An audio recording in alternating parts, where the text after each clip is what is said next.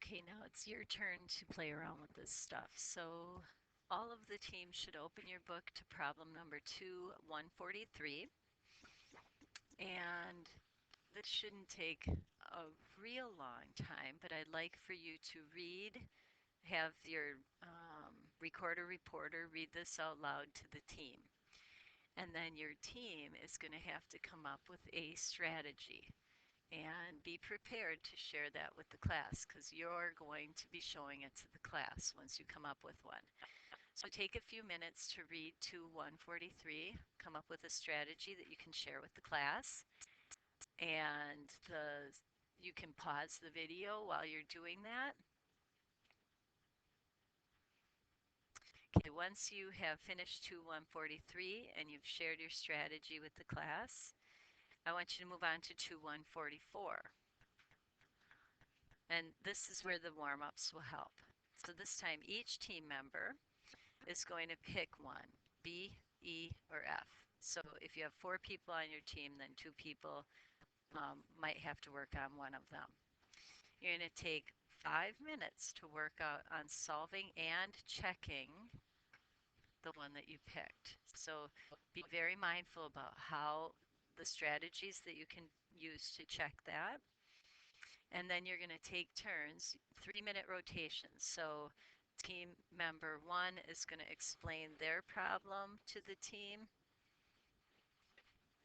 and just take a few minutes explaining it, and then you're going to move on to team member 2 who's going to take their problem and explain it to everybody else on the team, and so on, so that each person gets a chance to explain what they did.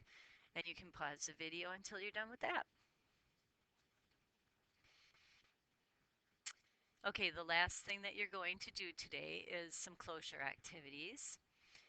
2 things for your team to do, and one of these you'll be turning in. First of all, team brainstorm. You can read about that in the closure section of your book.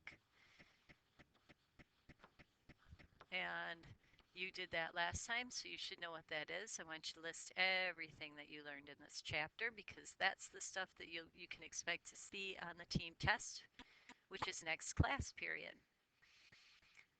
And then I want you to write down every single thing that you know about y equals 2 to the x minus 3.